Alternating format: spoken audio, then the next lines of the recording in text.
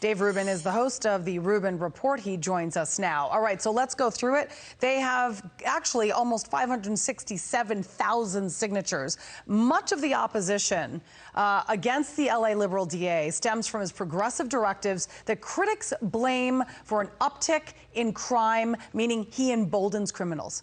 They say that no longer they fear harsh consequences from the DA's office. Essentially, he brought this onto himself.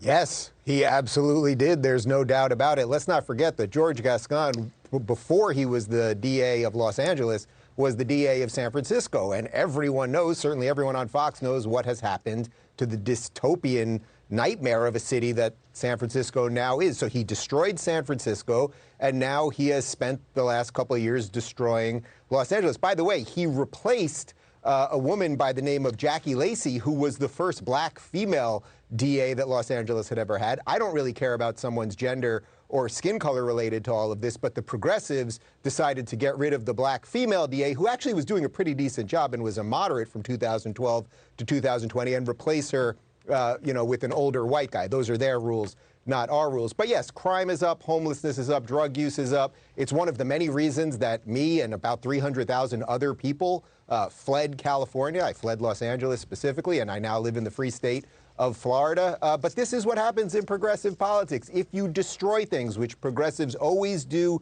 you fail up. Let's not forget, Gavin Newsom was the mayor of San Francisco, and now he is the governor of California, and he's brought those same policies across the state. Perfect example, actually. I'm glad you mentioned of failing up. And Gascon has basically emboldened criminals by ways such as not seeking cash bail and sentencing enhancements. And if you look at LA crime stats, and you just touched on it a bit, everything is up. I mean, everything from murder, robberies, aggravated assault, burglaries, theft. Now, many are outraged as Gascon defended his policies after it was revealed a suspect who killed 2 El Monte police officers last month was actually out on probation at the time after getting a plea from his office. These are 2 men in blue who would be alive today if it not be for Gascon.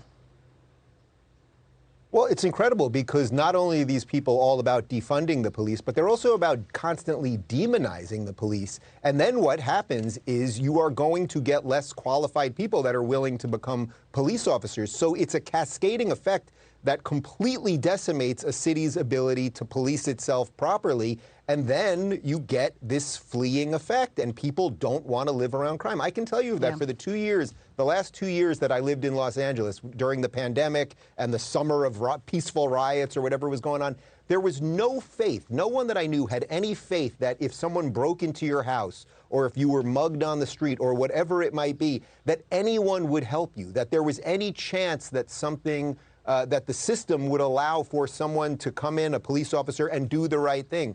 So this is what progressives want, and it's going to just continue. So I hope that the recall goes through. I campaigned heavily to get Gavin Newsom recalled. Obviously, that didn't work out as I would have wanted. But I hope that the recall goes through. Let's not forget also Chesa Boudin, who is another far-left, woke, progressive DA in San Francisco now. He just got recalled. But the question is, okay, so you recall these guys. Can you get someone better actually to do it? I don't know. I'm not sure there's any worse, but I'm just saying.